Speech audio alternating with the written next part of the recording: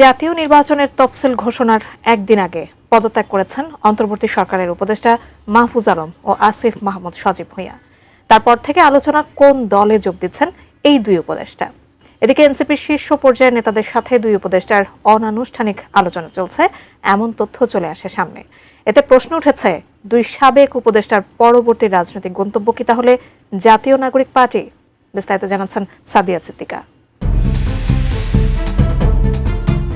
অন্তর্বর্তী সরকার উপদেষ্টার পদ থেকে পদত্যাগের পর আলোচনায় উঠে এসেছেন মাহফুজ আলম ও আসিফ মাহমুদ সজীব ভুঁইয়া।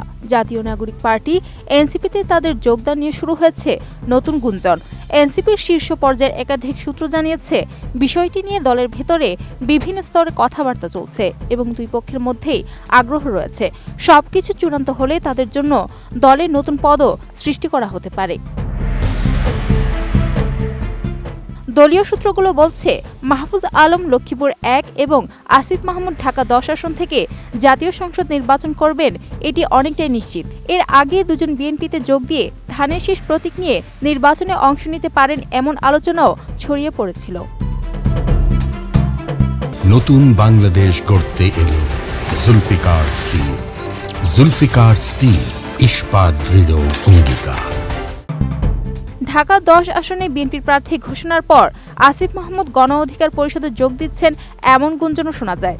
ডাকসুর সাবেক ভিপি নুরুল হকের নেতৃত্বাধীন গণ অধিকার পরিষদের ছাত্র সংগঠন ছাত্র অধিকার পরিষদের ঢাকা বিশ্ববিদ্যালয় শাখার সভাপতি হিসেবে একসময় দায়িত্ব পালন করেছেন আসিফ। গণ অধিকারের সঙ্গে তার এখনও যোগাযোগ রয়েছে, তাই এনসিপিতে যোগ দেওয়ার আলোচনা নতুন মাত্রা পায়।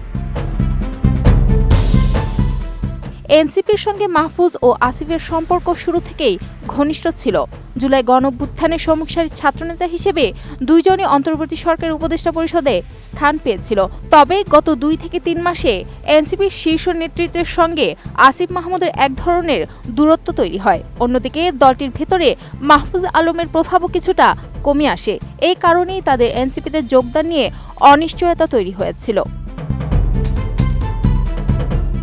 এই বিষয়ে এনসিপির জ্যেষ্ঠ যুগ্ম আহ্বায়ক আরিফুল ইসলাম আদিব এক গণমাধ্যমকে বলেন, মাহফুজ আলম ও আসিফ মাহমুদের সঙ্গে এনসিপির অনানুষ্ঠানিক আলোচনা চলছে।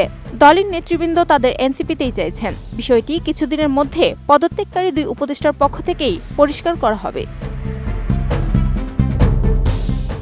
আসিফ মাহমুদ 2024 সালের 8 আগস্ট অন্তর্বর্তী সরকার গঠনের দিন থেকেই সরকার পদে ছিলেন। তিনি স্থানীয় সরকার এবং যুব ও ক্রীড়া মন্ত্রণালয়ের দায়িত্বে ছিলেন। অন্যদিকে মাহফুজ আলম প্রথমে প্রধান উপদেষ্টার বিশেষ সহকারী হিসেবে নিয়োগ পান 28 আগস্ট। পরে 10 নভেম্বর উপদেষ্টা হিসেবে শপথ নেন। ফেব্রুয়ারিতে নাহিদ ইসলাম পদত্যাগ করলে তিনি তথ্য উপদেষ্টার দায়িত্ব পান। 10 ডিসেম্বর অধ্যাপক মোহাম্মদ ইউনূসের কাছে পদত্যাগপত্র জমা দেন মাহফুজ ও আসিফ। জাতীয় নির্বাচনের তফসিল ঘোষণার দিন 11 ডিসেম্বর তাদের পদত্যাগ কার্যকর করা হয়। Sadia Siddika, ATN news.